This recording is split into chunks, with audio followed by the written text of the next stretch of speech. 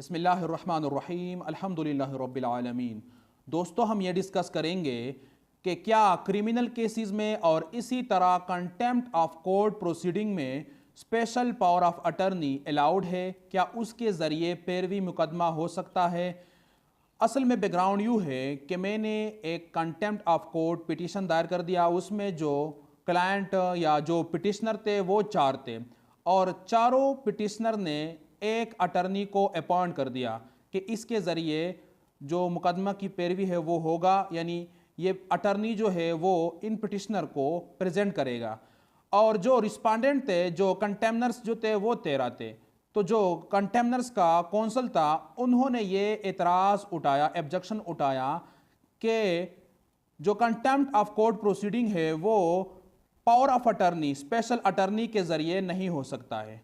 तो मैंने उसके जवाबात जब सर्च किए, उसी वक्त मैंने 2 प्रेसिडेंट पेश कर दिए कि अगर कंटेम्प्ट ऑफ कोर्ट की जो नेचर है वो क्रिमिनल है तो क्रिमिनल केसेस में भी special power of attorney allowed है और उसके ज़रिए जो केस है इनिशिएट किया जा सकता है। एक जो प्रेसिडेंट केस ला जो मैंने पेश किया जो बहुत अहम है, 2011 PCRLJ पेज जो है 774 कराची हाई कोर्ट की जजमेंट है। इसमें यह डिस्कस किया गया है कि सेक्शन 154 इंफॉर्मेशन टू पुलिस, यानी FIR दर्ज करना हो, lodging of FIR by attorney of complainant, के FIR दर्ज किया गया है जो मुख्तार है मुस्तईस का, साइल का या शिकायत कुनिंदा जो है मुस्तईस का जो अटर्नी है उसने FIR लॉन्च किया है, दर्ज किया है, अब ये वैलिड है। Question of lodging of FIR या registration of FIR by attorney of the complainant was devoid of any force in view of settled proposition that every member of public had a right to set the vehicle of criminal prosecution in motion and there was no embargo, यानी no prohibition, कोई ममानात मौजूद नहीं है for any person to lodge a complaint और to be personally aggrieved, कि वो जो कंप्लेंट है वो दर्ज करे बजाते खुद या बजरिए मुख्तार, बल्कि एक उसूल है, सेटल प्रिंसिपल है कि क्रिमिनल प्रोसीडिंग जो है या to set the vehicle of criminal prosecution in motion by any member of the public, यानी हर शहरी को ये हक हासिल है कि वो FIR दर्ज करे किसी अफेंस के ख़िलाफ़। तो यहाँ पर जो FIR दर्ज किया गया है बज़रिए मुख्तार वो वैलिड है, परमिसेबल है। और इसी तरह डिस्कस किया गया है 2015 PCRLJ पेज जो है 506 इस्लामाबाद हाई कोर्ट की जजमेंट है, जो आतर है शौकत अजीज़ सदीकी जस्टिस। उन्होंने ये वर्डिक दी है, constitutional petition under article 199 aggrieved person filing of constitutional petition through attorney, यानी यहाँ पर कॉन्स्टिट्यूशनल पिटीशन दायर किया गया है for quashing of FIR through attorney, क्या ये वैलिड है। तो बताया गया है quashing of FIR was sought by real mother of accused, validity, attorney was real mother of petitioner and she was competent to file proceedings for quashing of FIR registered against her daughter in her absence, यानी उसके बेटी के खिलाफ FIR दर्ज किया गया था और उसके क्वेशिंग के लिए पिटीशन दायर किया गया उसकी माँ की तरफ से, यानी वो मुख्तार बन के। तो क्या ये वैलिड है? तो कोर्ट कहती है कि बिल्कुल वैलिड है, ये हो सकता है, यानी जो क्रिमिनल केस है वो थ्रू अटर्नी इनिशिएट हो सकता है, स्टार्ट हो सकता है।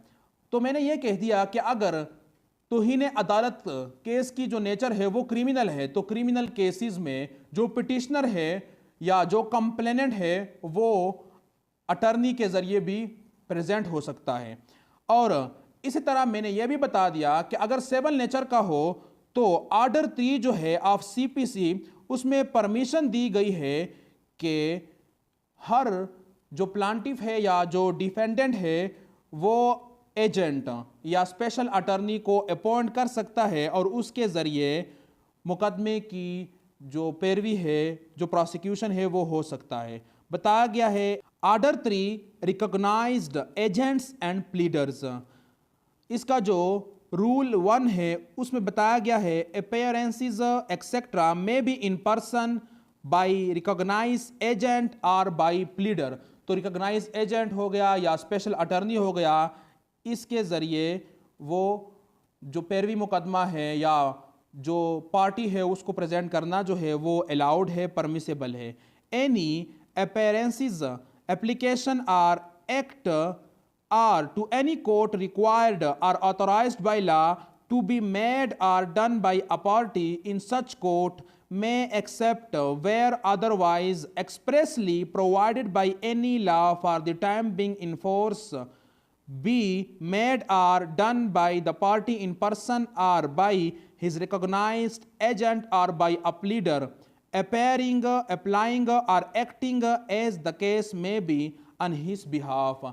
यानी जो प्लीडर है या जो एजेंट है या स्पेशल अटर्नी जो है उसको अपॉइंट किया जा सकता है और वो अपने जो प्रिंसिपल है, जो पार्टी है, उसको प्रेजेंट कर सकता है, लेकिन यहाँ तक के ममानियात ना आ जाए, यानी इसके मुखालिफ कहाँ पर एक्सप्रेस ना किया गया हो।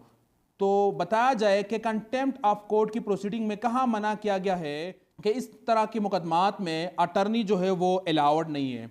और इसके साथ साथ मैंने जो नेक्स्ट प्रेसिडेंट केस ला पेश कर दी वो भी इंतहाई अहम और इम्पोर्टेंट है। PLD 2024 लाहौर हाई कोर्ट की जजमेंट है, पेज जो है 109। इसका जो पैरा C है इसमें डिस्कस किया गया है कंटेम्प्ट ऑफ कोर्ट ऑर्डिनेंस 2003। आगे बताया गया है contempt proceedings, object, purpose and scope, civil contempt distinct from other forms of contempt। Common feature in all three types of contempts is that the court may initiate contempt proceedings suo motu or on information provided by an informer। तो यहाँ पर बताया गया है कि 3 तरह के तौहीन अदालत की प्रोसीडिंग होती है, एक सिविल, एक क्रिमिनल, एक जुडिशल कंटेम्प्ट ऑफ कोर्ट्स। तो इस तरह के प्रोसीडिंग इनिशिएट किए जा सकते हैं थ्रू सुमोटो, यानी कोर्ट सुमोटो ले ले, और on information provided by an informer, या कोई इन्फॉर्मर के ज़रिए, इन्फॉर्मेंट के ज़रिए जो कंटेम्प्ट प्रोसीडिंग है इनिशिएट की जाए। यानी थर्ड पार्टी भी हो सकती है जो मुकदमे में फरीक नहीं है, तो उसके ज़रिए भी जो कंटेम्प्ट ऑफ कोर्ट की प्रोसीडिंग है वो इनिशिएट हो सकती है। तो इन केसेस लॉ की रोशनी में हमने ये पढ़ा कि जो अटर्नी है वो परमिसेबल है कि वो प्लांटिफ या पिटिशनर को प्रेजेंट करे और केस को परसू करे या उसकी प्रोसिक्यूशन करे। और क्रिमिनल केस जो है उसमें भी हमने ये डिस्कस किया कि पब्लिक का each and every member have right to initiate criminal proceeding और लॉन्च टू FIR और रजिस्टर टू FIR और फाइल कंप्लेंट बिफोर मजिस्ट्रेट। तो हर शहरी जो है वो हक रखता है कि वो क्रिमिनल केस इनिशिएट करे या दायर करे। और इसी तरह जो कंटेम्प्ट ऑफ कोर्ट प्रोसीडिंग है, अगर क्रिमिनल तस्वुर की जाए तो उसमें भी अटर्नी अलाउड है। अगर सिविल नेचर की तस्वुर की जाए, मानी जाए, तो हमने ये पढ़ा कि ऑर्डर 3 जो है ऑफ CPC उसमें अलाउड है कि each and every case of civil nature be initiated या may present agent attorney his parties या हीज प्रिंसिपल। तो वो अलाउड है यहाँ तक कि एक्सप्रेसली ममानियात ना आ जाए। तो ममानत कहाँ पे है वो हमें बताई जाए, और वो बताने में नाकाम हो गए कि ममानत तो नहीं है। और जो पहली प्रेसिडेंट केस ला हमने डिस्कस किया उसमें बताया गया कि कोई भी ममानत मौजूद नहीं है कि अटर्नी अलाउड नहीं है। हाँ, जो डिफेंडेंट्स है या जो रिस्पॉन्डेंट है या जो कंटेम्नर्स है या जो एक्यूज्ड है वो पर्सनली ही प्रेजेंट होंगे, क्योंकि उस पर चार्ज लगा हुआ है और चार्ज फ्रेम भी होगा उसके खिलाफ। उसको बताया जाएगा, फर्द जुर्म उस पर आयद की जाएगी कि आपने कंटेम्प्ट ऑफ कोर्ट किया है या नहीं, तो वो पर्सनली ही पेश होंगे, वो अटर्नी के ज़रिए पेश नहीं हो सकते। और क्रिमिनल केसेस में भी इस तरह होता है कि जो एक्यूज्ड होता है, जो मुल्ज़िम होता है, वो खुद ही पेश होगा, वो अटर्नी को अपॉइंट नहीं कर सकता है। और इसी तरह कंटेम्प्ट ऑफ कोर्ट की प्रोसीडिंग में भी वो खुद ही आएगा, क्योंकि उस पर इल्ज़ाम लगा है कि उन्होंने अदालत की तौहीन की है। और ये सेमी क्रिमिनल है तो